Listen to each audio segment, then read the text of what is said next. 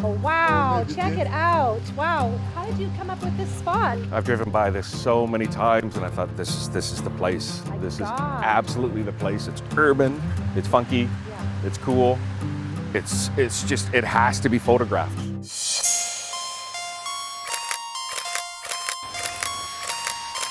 Today we join our arts and culture hosts Amy and Tafadzwa Matamba on location in the Cowichan Valley with photographer Ken Twyman and model Jessica Young, as Ken is shooting for his upcoming book. The book's going to be all black and white with just a tweak of color here and there. I try and find stuff that nobody else has shot before. I'll go to anywhere from Value Village or any thrift store just to find something that's unique. Models in unknown locations or unseen and unpublished, which is really difficult to find now because there's so many photographers. I think you know what I want. Something edgy, something dark, something really that's just gonna pop on paper. Just pop. Grimy, gritty, just like boing. Yeah. Is that all you got? Come on, I know you could do better than that. Okay. Yeah. All my chips out. This my game face. It's going downhill. Hope you brought skates. You thought you win big. Now you irate. We not talking chump change. These are high stakes. Winning. Winning. Winning. Better vote cause I'm all in. All in. All in. All in. Better vote cause I'm all in. All in. All in. All in. Better vote cause I'm all in. All in. All in. All in.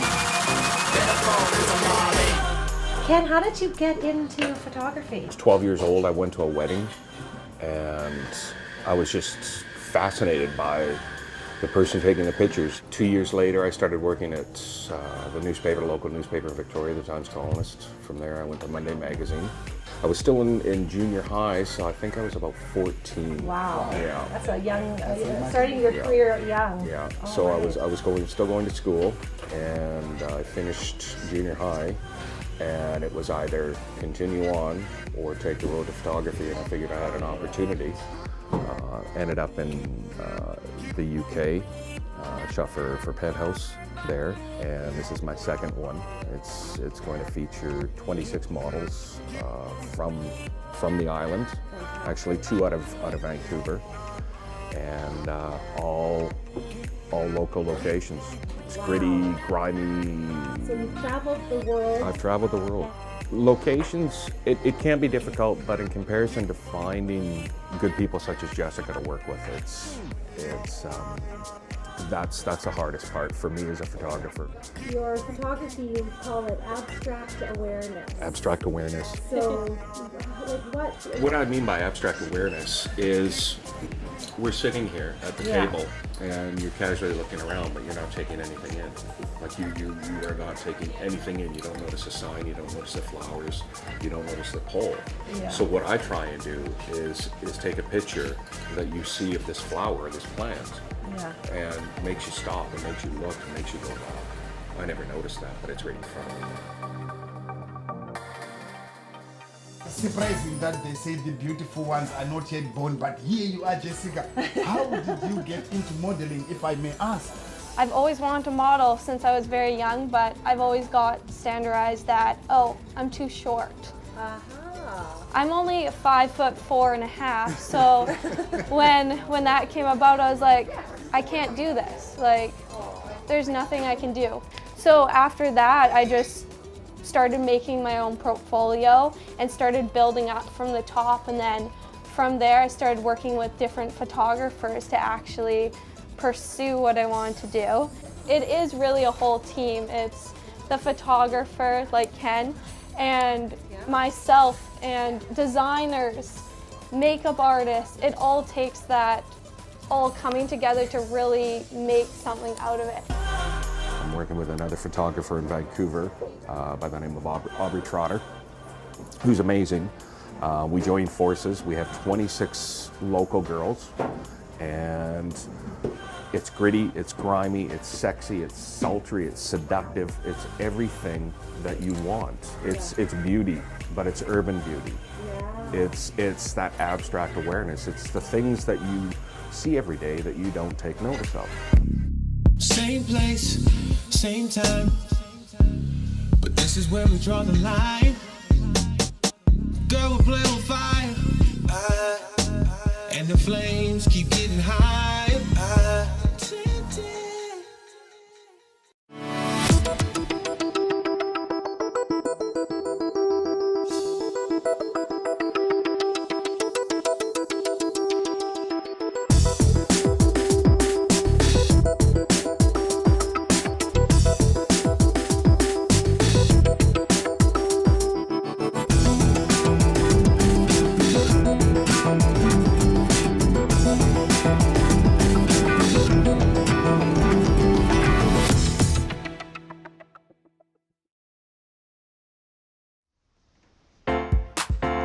Today, you are going to meet Joe Cunliffe and a few of his friends later in the segment, because this story first starts with his sister Heather, the two middle of 4 children, and as Joe said, the middles have to stick together.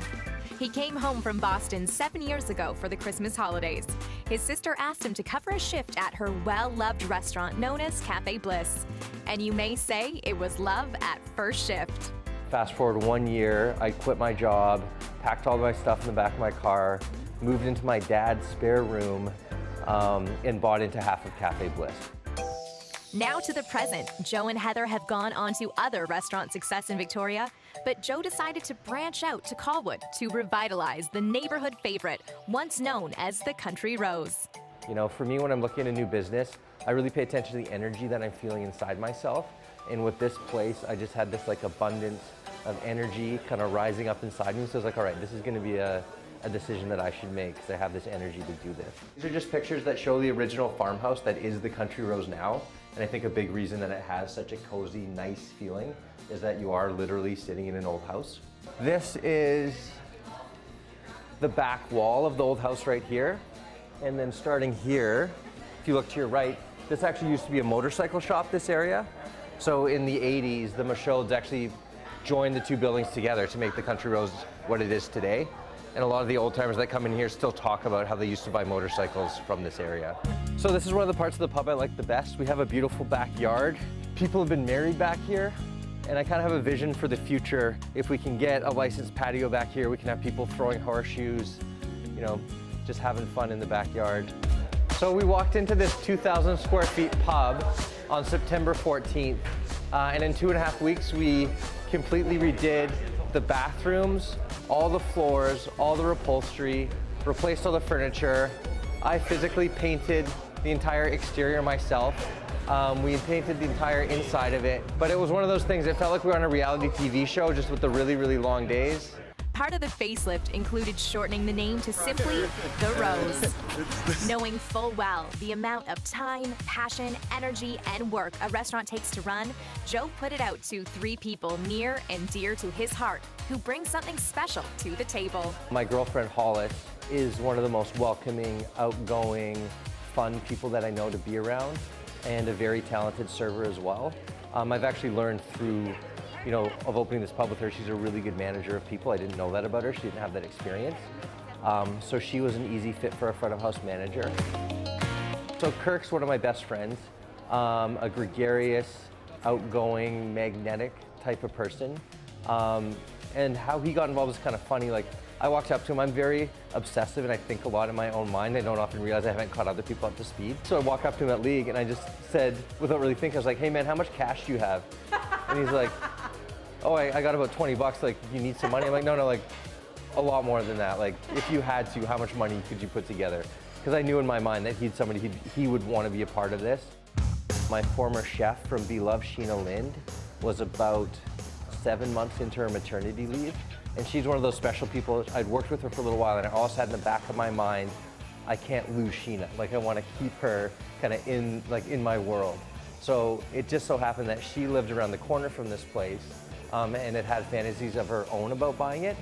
So when I went out for coffee with her and basically told her, I was like, hey, I'm thinking about buying the Country Rose. Do you want to be a part of it? It was just this automatic, like, you know, boom, easy. She was in right away pretty much. For me to be a part of it, it's been really great, and kind of being able to kind of discover what the locals want and kind of, you know, really refresh the food program and just kind of make it a little bit more of that destination for people to come in and have a drink and eat. I'd really like to build this as like a foodie destination for this area. I like that they just changed the menu. It's like exciting and fresh, but I like the halibut tacos. They're really good. But also they have like Wednesday taco nights here and they have music bingo, so make sure you come.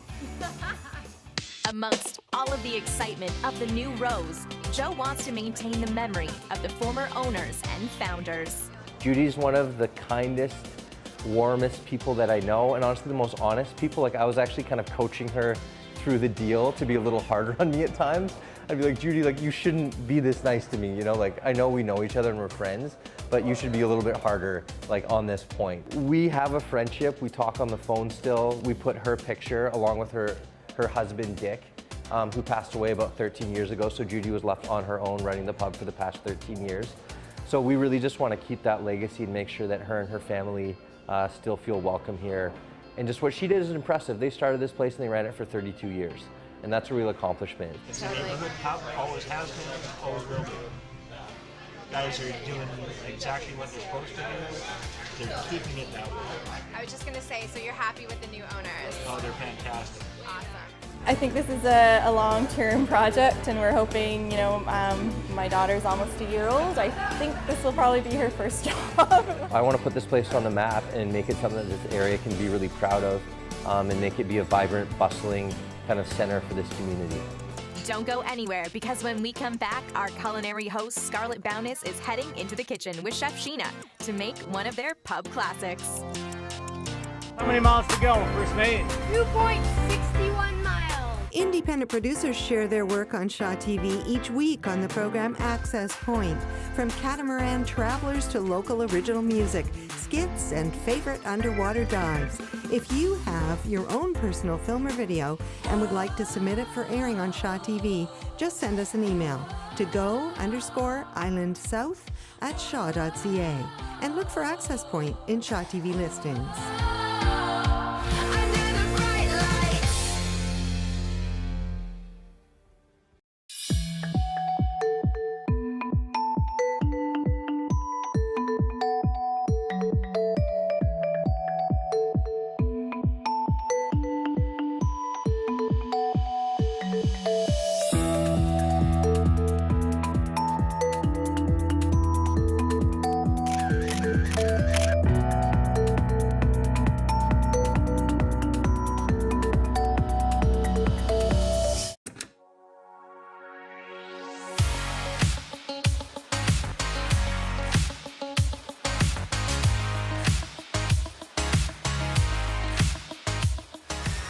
So I'm here with Sheena, and we're gonna make one of the pub classics. She's a chef and one of the owners. So Sheena, can you tell us about what you're gonna make here? It's going to be bangers and mash, but we did a little take on it, adding our homemade sauerkraut to the dish. And we're going to start off with that. Let's have fun and let's do this. Okay. You need a knife. A knife. So sauerkraut's very simple. It's literally cabbage and salt. Here at the Rose, we add a couple of extra things. We add some carrots and we add some extra seasoning. So basically, just take our cabbage, just core out kind of like the tougher parts of the cabbage, and then we're just gonna thinly slice the cabbage. You can also do this in a food processor, which will be a little bit faster. You grab like a food grade bucket. At home, I do it in a jar, like a glass jar, but I'll cover it with a towel. You don't want any light getting into it. But basically, we're just throw our chopped cabbage, and I already have some chopped carrots in there. And I mean, I do it by taste, but basically 5 pounds of shredded cabbage or veg to 3 tablespoons of salt. It's not much salt, but And you were saying you add another type of seasonings as seasoning, well, right? yeah. So I start off with the salt, so I know where I'm at as far as like the salt level and everything. And what the salt's going to do is draw out the natural water from the veggies. So once I'm satisfied with the salt level and everything, then I add my seasoning, and here we add dillweed, mustard seed, and caraway. Can I smell that? Yeah. Oh, it smells nice and fresh. Yeah, so it kind of gives a different flavor. We also use this sauerkraut on our Reuben, so it kind of gives that different level of seasoning. That looks delicious already. Yeah. So basically, once you add all the seasoning and the salt, you'll already feel like the water just coming out. Yes, for sure. So basically, I just kind of like mash it, massage it. The mixture is complete, so Sheena uses water for weight to help release the natural liquids. Usually, I check it after 2 weeks. Depending on your environment, it could go quicker or faster. What temperature do slower. you recommend it to be at? Room temp. Yeah. Okay. Yeah. And then once it's fermented, we'll get something like this. So yeah, we can see the difference. It has lost a lot of water. Yeah. And it's much thinner and a little shiny, kind of like when you cook onions and you get that shine. Yeah, exactly. So what else comes in this dish? So we got our mashed potatoes. This is literally just potatoes and butter and a little bit of cream and salt. So we have our gravy heating up. Our mashed potatoes are almost done. To finish them, we add a little bit of green onion. And this is where the sauerkraut comes into play. So we just warm it up in a pan. Warm sauerkraut. And then we also add just a touch of chopped parsley. Next on the grill, Sheena heats up the bangers. These pork sausages made of Glenwood meats are first put in boiling water to bring up the temperature, then added to the grill for flavor and color. So basically this dish has a couple of moving components, but basically we just wait till everything's heated up and ready to go. And then we'll be able to plate it in just a moment. Now for the finished product and my favorite part, we're moving to presentation. Sheena pours the hot homemade gravy in the dish first, followed by the mashed potatoes and the heated sauerkraut. She then grabs the bangers off the grill, tops them off with freshly made apple relish and pea shoots for some added color and flavor.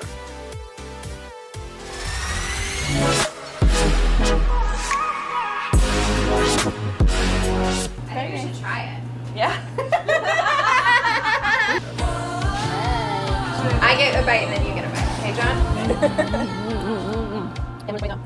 The sauerkraut. Wow. I just need one more bite, John, and then you get to.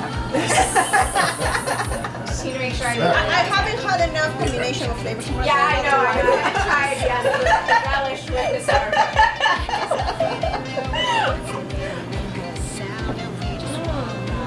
Bang. Yeah. Okay. I think it's the marination. You're trying to get that all on the floor. I am. Oh my god, I thought you had all the pea shoots. We don't want to embarrass him on camera. Open wide! Look, she adopted him. Wasn't that amazing? I'm just gonna say thank you, Sheena, for having us here. It was so much fun making this dish with you. And our producer Emily and our cameraman John already tried this dish, and they might agree with me that it's one good one to try. So I invite you to come and take a look at this and eat it.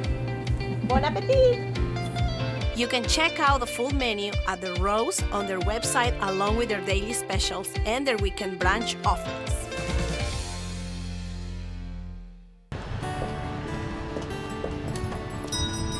The world 100 years ago looks nothing really like it does today.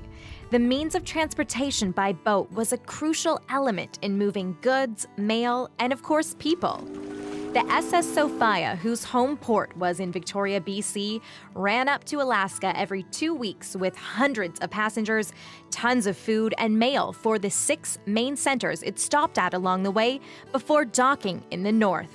What we've tried to do is we've tried to focus on stories which are really important for people not only within the capital region, but within British Columbia. And this, the sinking of the SS Princess Sophia, is by far the most important story, largely because it not only resulted in the largest loss of life, but it happened at a time in which it largely impacted the north. And when I say the Northland, which included Alaska Yukon, as well as British Columbia, which were very much integrated communities at that time period. That final voyage was on a Wednesday in late October of 1918. 3 hours behind schedule, the SS Sophia was only 4 hours into their journey when they encountered heavy winds while approaching the Lynn Canal. What happens is this ship ran aground in Vanderbilt Reef. Then what happens is they send out rescue ships out from Juneau and Haines. There's telegrams going back and forth, radiograms going back and forth. You can actually follow this almost minute by minute, hour by hour, and find out back and forth, here's what we're doing, here's what's going on. So they send out a flotilla of ships to come out and save the day. Can't get close enough, because remember, it's in between these two rocks, right? And there's other rocks around the side, and there's really bad waves. So it's calm, you could have probably gotten close enough, but because it's all rough, if you get in close, these other vessels are gonna get smashed. So they say, listen, it's still too rough, we'll come back tomorrow, hopefully the weather's better, we'll get you off tomorrow. And then very shortly the next morning, they get these messages saying, ship has turned on the rock, the bottom of the ship's ripped out, because it was on a higher tide, the wind caught it on the side, ship ripped around like this. Basically, the bottom of the ship goes out, and they say, come get us, we're going down. Water's all over the ship is sinking, God help us, basically. And that's the last they heard of them.